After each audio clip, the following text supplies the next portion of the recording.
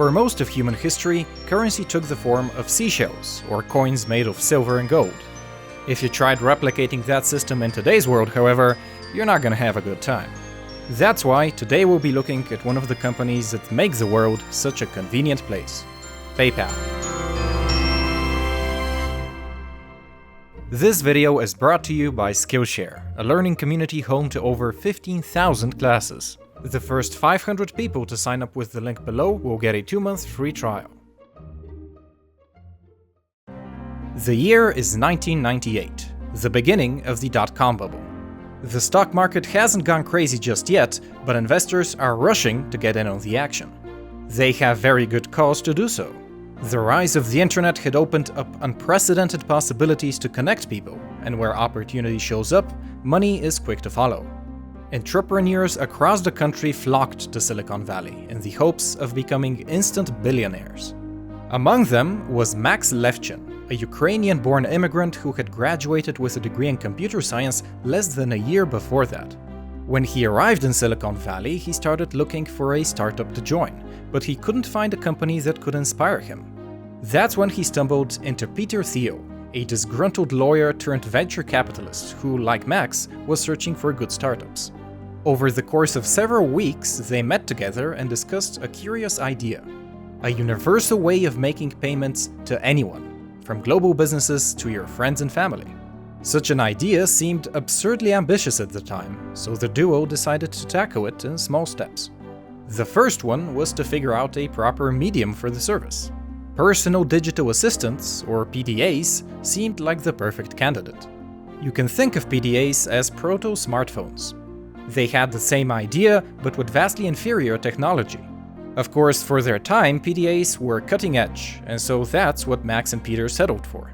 Their service, which they called FieldLink, allowed users to store encrypted information onto their devices. Essentially, it was one of the first digital wallets in history. Of course, because you had to own a PDA to use FieldLink, its potential user base was very small. And because payment services are only as valuable as the number of people who use them, FieldLink quickly crashed and burned. Less than a year later, Max and Peter were back to the drawing board. They needed something more popular to be the medium for their service. No single device would do the trick, but the internet, now that was big enough for their ambitions. They reincorporated as Confinity, backed by a $3 million investment from Nokia, and they called their service PayPal. Unlike FieldLink, the PayPal system was both simplistic and brilliant. Instead of needing PDAs, users could send money with nothing more than their email and credit card. The best part was that users could transfer money to anyone, even if they didn't have an account. As long as you knew their email, they would get their money. Then Peter and Max got an even better idea. They would pay people to sign up and refer their friends. Want to open an account? Here's $10. Want another 10? Get your friends to open their own accounts. You can probably guess what happened. People started signing up, a lot of them. Just 3 months after its release, PayPal had 12,000 active users. What really kickstarted PayPal's popularity, however, was its integration with eBay. Back then, eBay was emerging as the premier online marketplace, but there was a notable handicap to its usability. The only way you could pay for things was through checks and money orders. That was very inconvenient, and so when PayPal got released, eBay auctions became one of its primary uses. eBay had tried to introduce their own online payment system, but PayPal was 50 times more popular. Of course, it's worth noting that PayPal was far from being the only such company out there.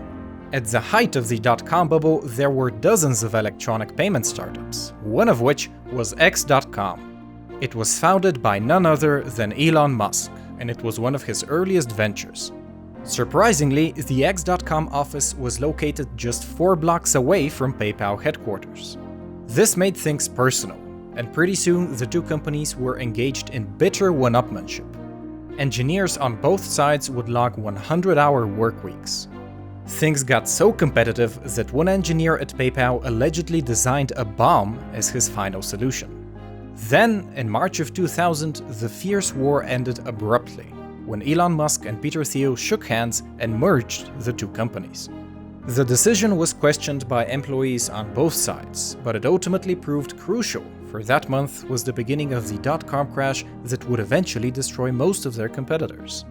Thanks to the merger, the two competing teams could focus on maintaining the service, and they managed to weather the storm.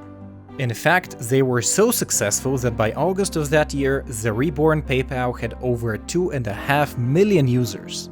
This early PayPal team would go on to found various billion-dollar enterprises, and today they are known as the PayPal Mafia. In June, the team added business accounts, which are now at the core of PayPal's revenue stream, and by the end of 2001, PayPal's user base had ballooned to almost 13 million accounts. While the dot-com world crashed and burned around them, PayPal were getting ready for their next big move. Just 2 weeks after 9/11, while the American economy was still in shock, PayPal announced that they'd be going public with an initial public offering on February 2002. Despite the horrible macroeconomic situation, PayPal's IPO was a shining success, with the company's shares soaring 50% above their target price. The IPO was a signal to everyone that PayPal had won. It was now essentially the payment system of the internet. The folks over at eBay knew that, so they shut down their bill point system and purchased PayPal for $1.5 billion. The acquisition made a lot of sense. PayPal was an integral part of eBay's marketplace, and eBay's well-funded legal team could finally settle PayPal's numerous class action lawsuits. Sadly, the acquisition would end up changing PayPal to its core.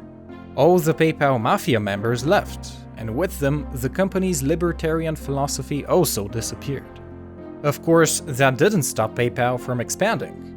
By 2006, it had spread to 55 countries, and by 2011, it had over 100 million users. All of this growth, however, has not come without a price. PayPal had struggled with fraud and privacy issues since its very beginning, but its dramatic expansion greatly magnified these problems. Most of the horror stories you hear online of honest users getting their accounts frozen and their money drained are true and occur with frightening regularity. Because PayPal isn't regulated as a bank, their modus operandi is to seize accounts at even the faintest hint of fraud, and their terms of service allow for little recourse on the side of the consumer. Of course, despite these issues, PayPal's popularity kept on growing relentlessly. By 2014, it had grown too big for eBay to handle, and so PayPal was spun off. Today, it is once again a publicly traded company, and its user base is bigger than ever. In March 2017, PayPal passed the 200 million user milestone, and it is showing no signs of slowing down. Over the past 10 years, it has acquired half a dozen companies related to online payments and fraud protection, and it's on the lookout for more. Despite all of its issues, PayPal remains the world's largest online payment service, and it is now part of the Fortune 500 index. The sheer convenience of the service, especially with the recent one-touch feature, is clearly enough to win over more customers than they lose through their shady policies. PayPal might not be regulated like a bank, but at this point it sure is starting to look like one. It might already be too big to fail. So a lot of people have asked us what running business casual as a business actually looks like. Essentially, we are a video production company. We work with Adobe Premiere and Photoshop for the visuals and with FL Studio for the music. The way we taught ourselves to use these programs was by watching videos online. These days, learning any skill online has never been easier, and Skillshare is a fantastic place to do that. With professional yet understandable courses that follow a clear learning curve, Skillshare is an online learning community designed for creators. It has more than 15,000 classes in topics ranging from graphics design and animation to composing and entrepreneurship. A premium membership starts at $10 a month and grants you unlimited access to all courses. The first 500 of you to sign up with the link below will get a 2-month free trial, courtesy of Business Casual. In these 2 months, you can learn how to create a YouTube channel of your own, or how to start your own business, following the inspirational examples of all the companies we've covered so far. Ask yourself, has there been an idea you've been dying to try but have always put off? What project have you dreamt of starting if only you had the skills to do it? You can start making your dreams a reality right now by signing up for Skillshare. Use the link below and who knows, maybe one day we'll be doing a video on your company. Thanks a lot for watching, and as always, stay smart.